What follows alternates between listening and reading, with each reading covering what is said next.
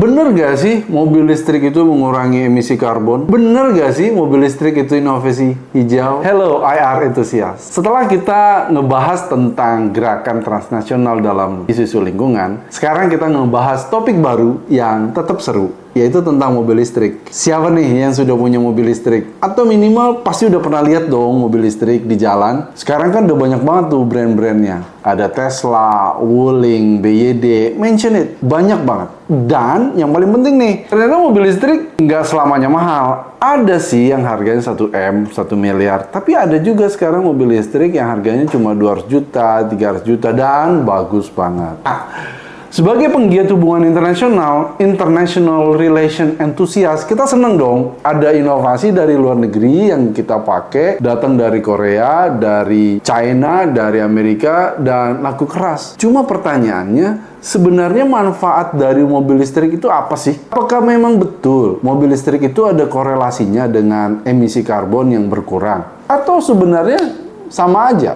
Nah, kita kan sudah tahu bahwa semua negara saat ini sedang fokus mengimplementasikan perjanjian Paris Agreement. Semua negara itu punya target untuk mengurangi emisi karbon. Dan ternyata, ini benar nih, PBB sudah mengeluarkan rilis pernyataan bahwa mobil listrik itu bagian dari pengurangan emisi karbon. Nah, makanya banyak negara juga yang berlomba-lomba untuk memproduksi mobil listrik dan bahkan memberikan subsidi pajak yang murah buat mobil listrik, termasuk Norwegia, Swedia, dan termasuk negara kita. Di Indonesia sendiri, peningkatan jumlah mobil listrik itu wow banget. Di tahun 2020 cuma 2 juta mobil listrik yang terjual. Nah, di tahun 2024 sudah 9,5 juta mobil listrik yang terjual. Luar biasa kan peningkatannya? Sekarang kita harus cek jumlah mobil listrik yang makin banyak itu berpengaruh nggak dengan jumlah emisi karbon kita yang berkurang? Karena kan kita punya target nih guys, bahwa di tahun 2030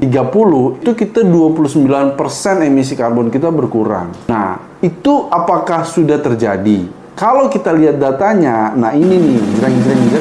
Di tahun 2022, jumlah emisi karbon kita melesat menjadi 1,24 gigaton emisi karbon dioksida.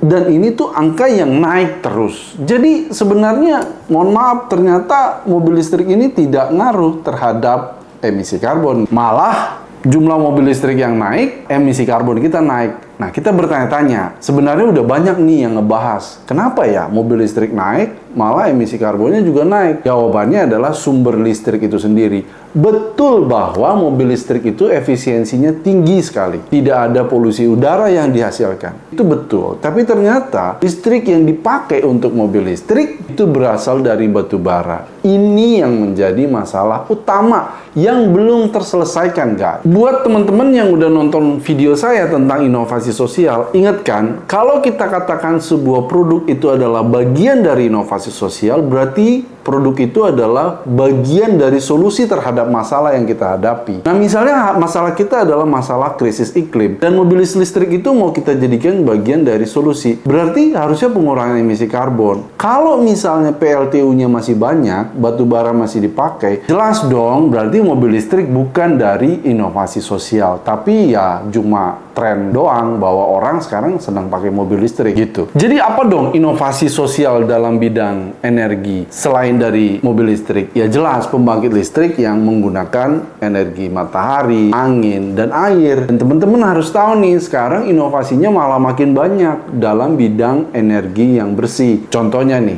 Indonesia tuh punya pembangkit listrik terbesar di dunia ketiga untuk energi matahari yang terapung. PLTS terapung, pembangkit listrik tenaga surya terapung. Di mana itu? Di Cirata, Jawa Barat. Keren banget, teman-teman harus ke sana karena ternyata kita mampu menghasilkan listrik yang gede banget dan murah dari matahari yang menggunakan lahan bendungan, air waduk. Dan kita punya banyak banget bendungan yang bisa dipakai sama seperti dengan bendungan Cirata yang ada di Jawa Barat. Dan ini tuh model bisnisnya menguntungkan. Jadi ini perfect banget dijadikan sebuah inovasi sosial karena jelas ini mengurangi emisi karbon yang harusnya kita pakai listrik dari batu bara, sekarang kita pakai dari matahari. Dan yang jelas adalah ada model bisnisnya. Ini adalah sebuah bisnis project yang menguntungkan teman-teman. Dan yang paling penting buat kita sebagai penggiat hubungan internasional, ini adalah sebuah inovasi transnasional karena pendanaannya bukan hanya dari Indonesia, tapi juga dari